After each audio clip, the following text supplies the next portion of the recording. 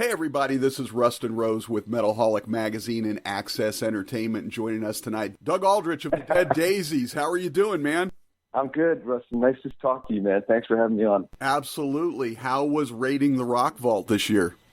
It's been great. I've been in and out a little bit because obviously I had some Daisy schedule. We started in February, so I took off raiding the Rock Vault in February and March. Actually, February was recording the new record, Make Some Noise, which we'll talk about. And then March, I was actually scheduled to go on tour with Glenn Hughes, but he had gotten his knees replaced and wasn't quite ready to get back on the road. So I got some free time at home, which was rare and great. But I've been kind of filling in a little bit on Raiding the Rock Vault. I spent about a month there in this last 6 weeks. So it's been good. And now I'm in New York. We're getting ready to kick off rehearsals for Dead Daisies. And we start up in Europe, actually, in July. So, well, you alluded to it. You walked away from Whitesnake a few years ago, and since you've done the Revolution Saints album, a new Burning Rain record. You've been working with Glenn Hughes, as you just mentioned. What made the Dead Daisies the right choice for you at this point in your career?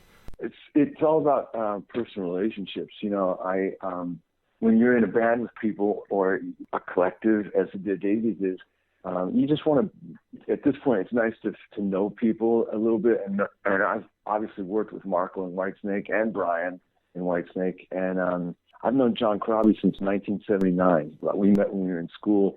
We never played together, but I've always known him. We've always been friends. And I like the Daisies music. I thought it was really straight up rock and roll, no frills. So that was a thing where we said, and the other thing was, to be honest, is we're going to record a new record, and I thought that'd be fun to do. And let's talk about that, because the look of the band is almost completely different going into the new album, Make Some Noise, with John Corabi singing, Brian Tishy on drums, and you on guitar. That's 3/5 of the lineup change there. That's when you have a collective, that means that it's a collective of musicians, and it can change at any moment, really. Right. This lineup is awesome, man. I mean, it is totally different. They had a great lineup before with Richard Fortas and Dizzy Reed, and obviously Brian and Marco and John were in it. But basically, I thought that it would be a fun thing to do, and I thought I could bring something to the party with the background from Whitesnake, and I thought that would be a good mix.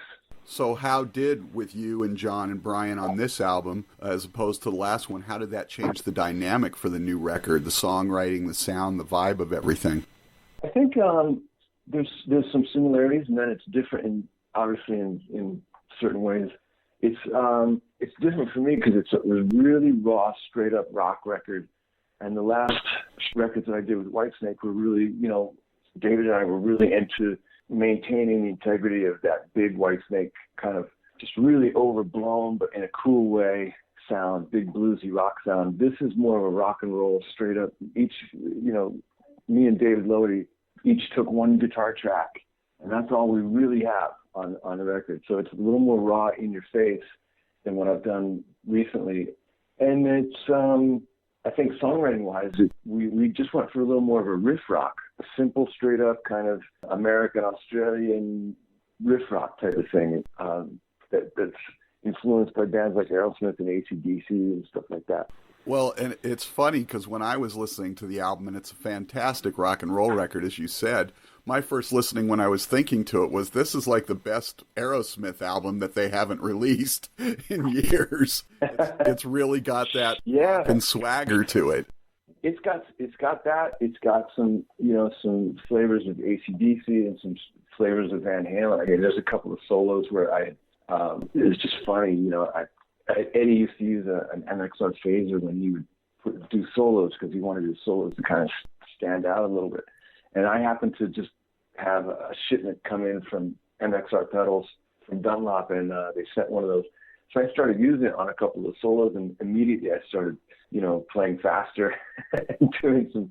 So there's some Van Halen flavors as well on it. Nice. So as you segued into that so nicely, as a guitarist, did you try anything new in the studio you hadn't done before, sound-wise, equipment-wise?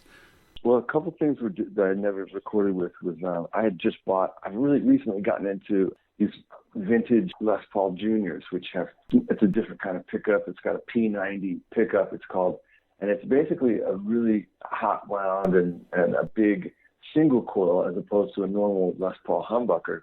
And I have two of them. I got one a few years back. It's a 1956, and I had just gotten a 1959 and had it refretted, and it was just the best playing guitar I have. And so I recorded a lot of the record with that guitar, and I'd never recorded with one before, but recently found out some of my favorite records. The guys would record with a Junior, and then they'd go out and do it live with a Strat or Les Paul, whatever. But so that was something different. And like I said, it was like we really rehearsed. We wrote as a band, and then we rehearsed and recorded in the studio. And when we recorded a lot of those guitar tracks that when I was playing along with Brian, it just felt the best.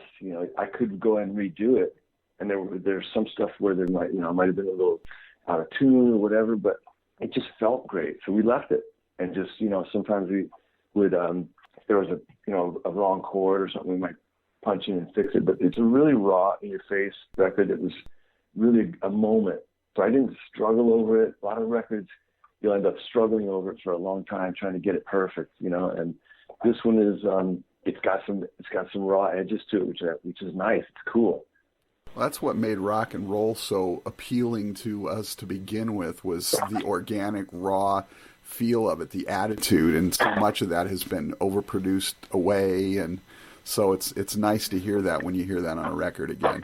Speaking of which, you guys worked with the amazing Marty Fredrickson. What did he bring to the process? He would bring clarity to the songwriting in a lot of ways. I mean, a lot of the stuff that I brought in with a situation like this, it's easy to say, I've got an old song I didn't use, or I've got this or that, but I specifically wrote some riffs and things with the Dead Daisies in mind in about like December and January, and I had some kind of very, it's kind of a rough structure already set for a few things, and I played them to the guys, and they liked them and wanted to work on them, and immediately Marty would go, hey, let's flip-flop these parts, let's take this and do this with that and this and that. And he was really good at arranging in a fresh way, which, you need that, because otherwise you would just go, hey guys, do you like this or not? And people would either go yes or no, and you'd leave it as it is, and you wouldn't take it anywhere. But Marty really is not afraid to change things up and try. Like, for example, when you're writing a song, you might say, this is going to be the verse, and then we're going to go to the chorus. And then Marty might go, no, let's use the chorus as the verse, and let's come up with something new for the chorus. And that's what we did on a couple of things, and it was really refreshing. And the rawness of the record was another thing where Marty was key on. He was the one that said, look, let's just keep this really straight up rock and roll, like an Appetite for Destruction kind of sound, in terms of two guitar players. Doug, you're going to be on the left.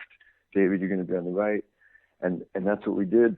So Marty kind of gave me the confidence to do that, because like I said, with Whitesnake, we would, and with a lot of bands I have recorded and written with, you end up putting a lot of tracks on because it sounds killer, and it really, it's awesome. It's kind of the old Jimmy Page thing, whereas you'd layer these sections on for certain parts, and then you'd bring in new sections, and it's awesome. But there's also a beauty to the way the Stones did it, which is just kind of straight in. That's what the Dead Daisies is closer to, probably, is more of a Stones thing than a Zeppelin thing. And you guys picked a couple of covers for this record, Fortunate Son by Creedence, Joined Together by The Who. Why those particular tracks? Yeah. Those guys had already previously done Fortunate Son live a few times. So there was a version that I heard that was live, and the guy said, let me get to that in a second. First, we were looking for a cover, and we were banging around ideas, and John Corabi came up with Come Together. And we played through it and wanted to try and do something with it a little different, put a riff to it. So it's got the staccato riff in the beginning, the thing. And then the thing kicks in, and it's got talk box instead of harmonica and some different things. And then at the last minute, we were talking about doing another cover for something, and somebody said, hey, check out this thing that we had done, with Richard and Dizzy. And it sounded great. We went in and cut it. I think it was the first or second take, because I know Brian was experimenting with the drums a little bit. But whatever take we ended up going with, it was one pass, and pretty much that was it. I put a solo on it. David put a solo on it too, and there you have it. It's a great song, and it fits Corabi's voice really well. And I got to say, John Corabi, he sounds awesome on the record, and he's really the star of the show, I would say, you know. I've always loved John's voice, but I have to say, on all the albums that I've heard him on, for some reason, this record is just the most appealing that I've heard him so far. So it's really exciting listening to this album. Good, yeah. He's, you know, I mean, maybe that's a collaboration of him and Marty. Maybe it's a collaboration of just him with a full record with the Daisies. Or maybe it's just the presence of myself. I'm just joking. You know, I always joke around with John. I give him kisses on the cheek, and he hates it. You know, he's like, leave me alone. I want to be pissed off. And but he really delivered a great thing. It was cool. Absolutely. Now, you guys are going to be jumping out on the second half of the Kiss tour. Kiss seems to have a fondness for the Dead Daisies, so that's pretty cool. Yeah, they worked together before, and of course, you know, me and Brian had worked with Kiss a bit when we were with Whitesnake, and I've known those Kiss guys for years, because I actually met them when I first moved to LA. They were looking for a guitar player for Ace, and so I met them at that time. Yeah, I was going to say, didn't you once actually try out for the band? Yeah, it was a full-on audition situation, and you know, I was just too young for it, but it was a blast. I mean, I was playing it. I moved to LA, and in 6 months I was in a band playing in the LA Strip, and somebody came in and said that they thought I would be perfect for Kiss. And I didn't know anything about what Kiss was doing. I didn't even know the phone. And but Eric Carr, he's deceased now, but he came out and saw me playing. He was such a really nice guy, and he was like, "You should really do this. You know, I think you'd be perfect." So he brought me in. I met Gene and Paul. We rehearsed a couple times and auditioned a couple times, and that was it. But he was a great dude. Eric Carr was a really sweet guy and a great drummer. I'll never forget. He was in the studio, and you know, they're auditioning me, and I'm kind of playing on some of the tracks in the studio just as one part of the audition. And I remember him saying, "I want the drums to be big, like really big, like bigger than the biggest drum set I ever had." And it's like, he really had this thing, and that's what they ended up with on that record. So it was a little story of him that I never really told anybody. Yeah, he was an incredible, incredible guy, and it's so tragic that we lost him and so quickly when it happened too. But and then they end up getting Vinnie Vincent. I'm like, what? That doesn't fit Kiss. Well, at the time, it was. I think they wanted, and the reason I think they wanted kind of a gunslinger type of. You know, at that time, you know, Eddie Van Halen was big, and different bands like that with a guitar player situation where the guitar player is really a focal point of leads and solos, and I think that's why they were making a change in the first place, maybe. And Vinny's kind of fit that really well. So, and they were looking at guys like me. I don't know who else they looked at. I was just too young. It made me wonder, though, had you gotten the gig, because they still did makeup and stuff with a new character and everything with Vinny. Did you ever consider what your character might have been had you been brought in? Never even thought of it. I could make some funny jokes now what it would have been, but I would say I was just, you know, to be honest, I've got a new appreciation for Kiss. I really respect what they've done. Their songs especially their early stuff is just so classic and great and well-crafted songs. You know, I don't even know if they knew what they were doing, but they're just great songs. But the thing is at that time, I grew up with Zeppelin. Zeppelin was my favorite band. Zeppelin and Deep Purple and Sabbath and stuff like that. And Kiss was awesome, and I liked them, but that was more of I think a band where maybe like a couple of years earlier, people were into Kiss more maybe. And so I didn't think of, you know, joining Kiss, but I went down to the audition, and it really inspired me. But now, after, you know, all these years and listening to their older stuff, I really respect their songwriting. Absolutely. Well, a couple more quick ones before we get out of here. It's been 15 years since your last solo effort. Any plans for another one? Actually, no. I mean, maybe I'll do it for fun at some point, but at this point, I'm really busy with, the various projects and things. And I think, some people go, well, how many bands do you need to be in? Blah, blah, blah. And they're like, you did Dead Daisies. Like you said, you got Burning Rain, which is something I'm very close to my heart. And then I've got shows like Raiding the Rock Vault and now the Dead Daisies.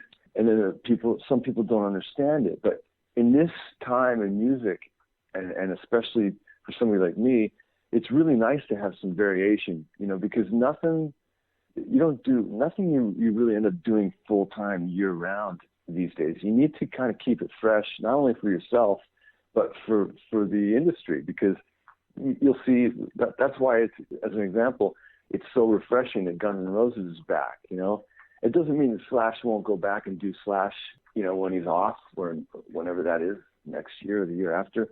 But at this point, it was nice to have something fresh for him to do, and so that's what I'm doing. But I don't have any plans for solo stuff at this point. Maybe in the future, but I got little kids at home, so when I'm at home, I'm kind of into the family vibe right now. Last question to sort of wrap up. Over the course of your career, you've been involved in so many great bands: Lion, Bad Moon Rising, Burning Rain, Dio, Whitesnake.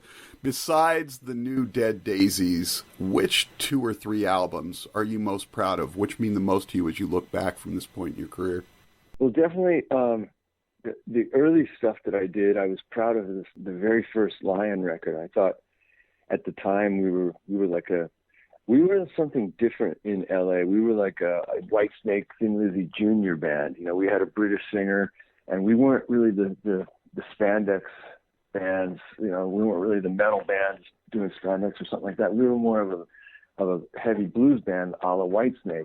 And that first record from Lion, Dangerous Attraction, I thought had a lot of people thought it had a lot of potential, but we were on a label that didn't support it. But later, being actually asked to join Whitesnake was awesome. And for Whitesnake, I would say of the 2 studio records that I wrote with David, Good to Be Bad is, well, actually both of them I'm proud of, but Good to Be Bad I was really proud of, because it was a serious amount of pressure after Whitesnake had left off to come back with a new record and needed to stand up. And I felt like Good to Be Bad had some really great stuff, and it kind of meshed the hair metal vibe of the 80s Whitesnake with the blues Whitesnake from the early 80s and late 70s. So I was proud of that. And then obviously, I probably wouldn't have gotten the gig in Whitesnake had it not been for working with Ronnie James Dio. And so I'm very proud of that record. I just jumped in at the last minute. They had some of the stuff already written. And then we co-wrote a couple songs, and then we recorded it from scratch. So I was really proud of that. Killing the Dragon record. Awesome. Doug Aldrich, the new album from the Dead Daisies, Make Some Noise, about to drop on your heads, going out on tour with Kiss, ready to tour Europe. Thank you so much for taking some time to catch us up on everything. I hope I get a chance to see you on the road at some point, and look forward to whatever comes next with you. Thanks, man. I really appreciate it, and I look forward to seeing you in Boise, and thanks for all your support with Daisies and all the rock that you're playing. Really appreciate it.